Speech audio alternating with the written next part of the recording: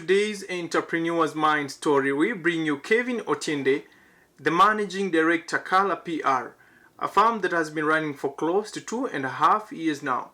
And here is his story. Well, my name is Kevin Otiende. I'm the Managing Director of Kala PR.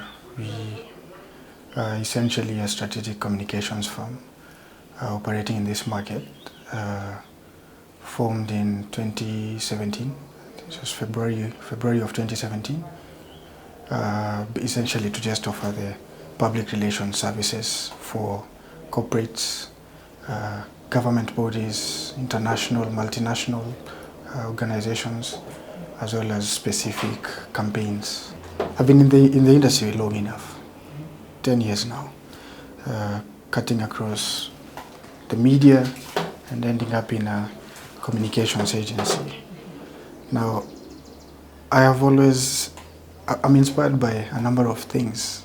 The first is I like to own processes. I always like to be in charge of everything I do, not just in my career, but as a person. I just like to be in control of, every aspect of everything that I'm involved in. Now, I get to the media and I realize I was wrong the whole time.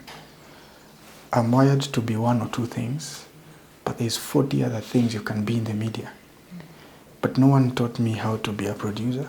No one taught me how to be a scriptwriter. No one taught me how to be an editor. No one taught me how to be an auto cue operator. No one taught me, in fact, in the media there is even the position of a guest relations manager. Your job is just to go to the parking lot and get your interviewee up the studio, So because of this, while I enjoyed the thrill, the adrenaline, deadlines, because I'm personally an adrenaline junkie, I love the fast life. I get there and realize, yes, I enjoy it, but then I can only be an anchor for how long? What's the next role? Like, I want to grow. I'm a reporter. What next? The current reporters are not leaving their roles. They're not going anywhere. So that means that I'm stuck here. My salary is this much, I'm stuck here. I think that's when, at a very early stage, I prepared myself to constantly be on the lookout for what next. And that's how I ended up in PR, because it's more strategic. Media is just one of 100 things that we do in PR, So that's how I ended up starting my own firm, and before that,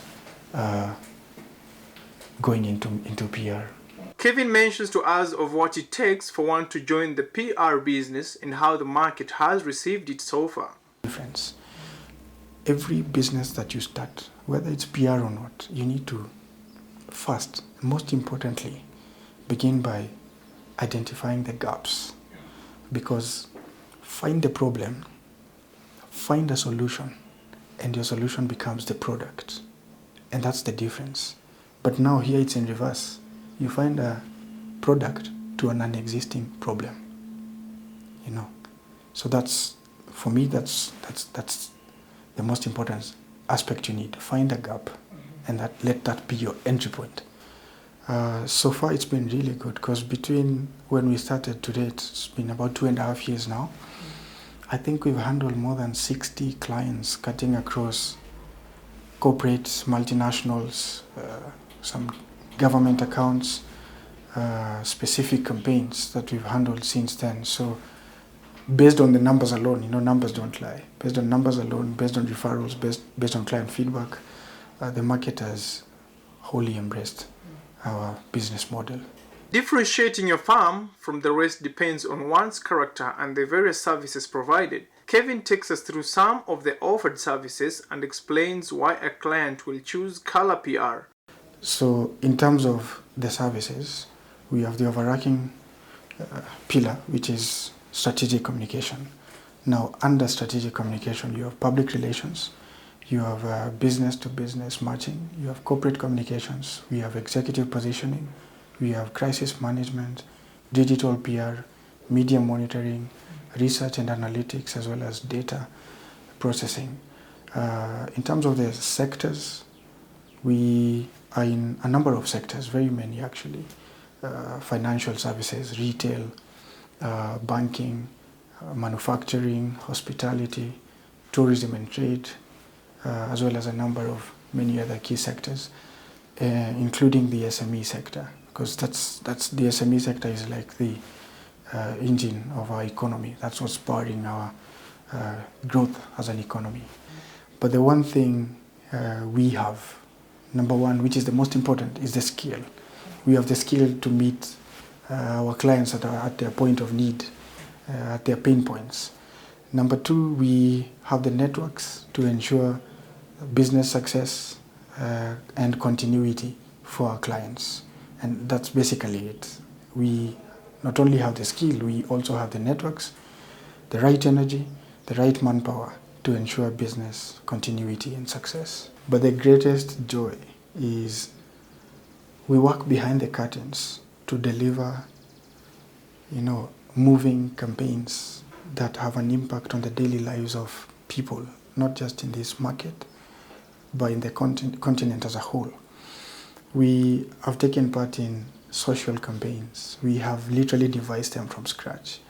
We are behind initiatives that touch the daily lives of the people, whether it's in health, whether it's in manufacturing, but we've seen the impact that the campaigns we've put together have had on the people, and most specifically, the improvement and advancement of daily lives of the people.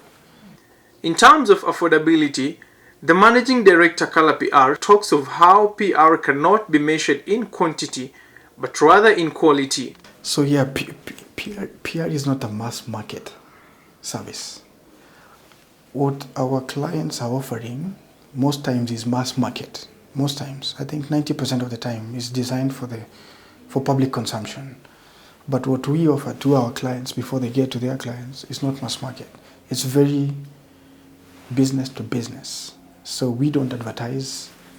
We don't go around soliciting for business, because one, the people who need PR, the organizations, entities that need PR, know exactly their objectives, and they have understood how to meet their objectives, and PR is one of the most, guaranteed way to meet certain objectives.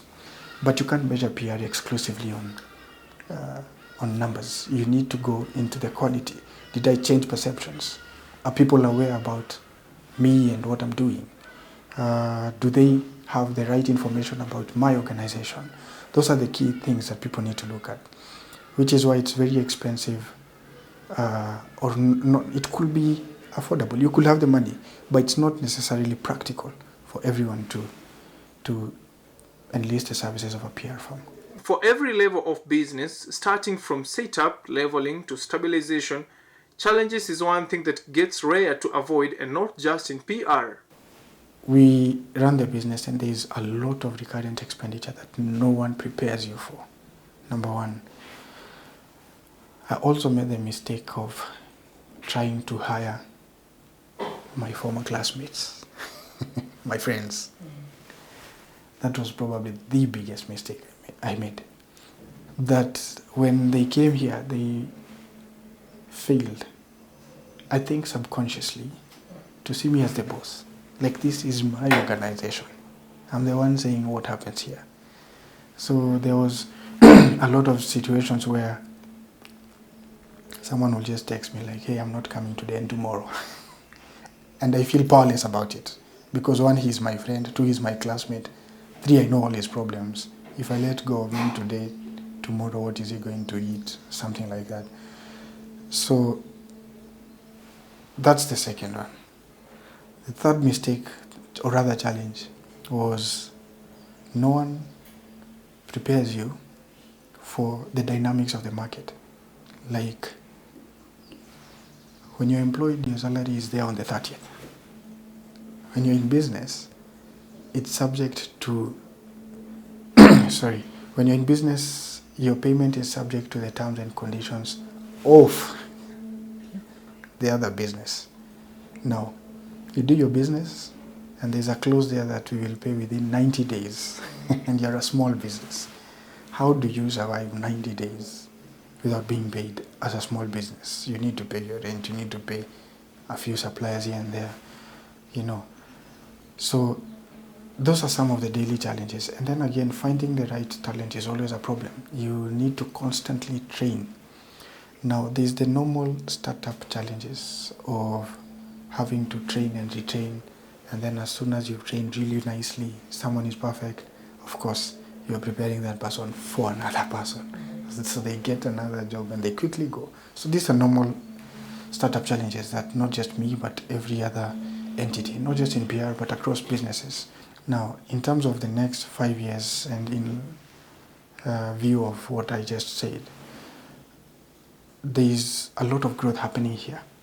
Kenya is a very mature market, and because of that, many multinationals are looking to set up here.